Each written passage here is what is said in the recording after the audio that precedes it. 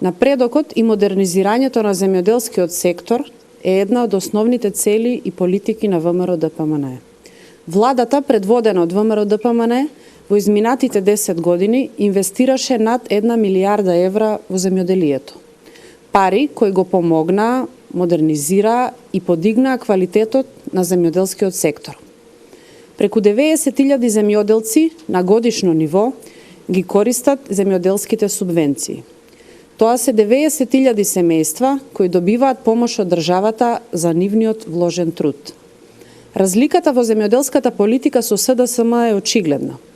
Кога тие беа на власт, за земјоделците се двоеа 5 милиони евра и тоа само една година.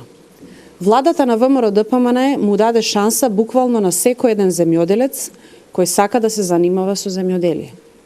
Во периодот од 2006 година до 2016 година ВМРО-ДПМНЕ преку 100 јавни огласи и повици додели над 65.500 хектари земјоделско земјиште. И тоа на над 9.000 земјоделци кои за прв пат добија шанса од државата да произведуваат. За споредба, во 2006 година не секој еден имаше шанса да добие државно земјоделско земјиште. Само околу 400 фирми и олигарси блиски до СДСМ имаа привилегија да ги користат државните земјишта. Ова, обичниот земјоделец не им го заборава на Социјалдемократскиот сојуз. Впрочем, во нивно време земјоделската гранка беше на најниско можно ниво од цела Европа. Денес, после 10 години, ситуацијата драстично е променета. Денес имаме успешни приказни на земјоделци кои веќе 10 години ги користат мерките и помошта од владата на ВМРО-ДПМНЕ. Затоа што ВМРО-ДПМНЕ знае што му е потребно на земјоделецот.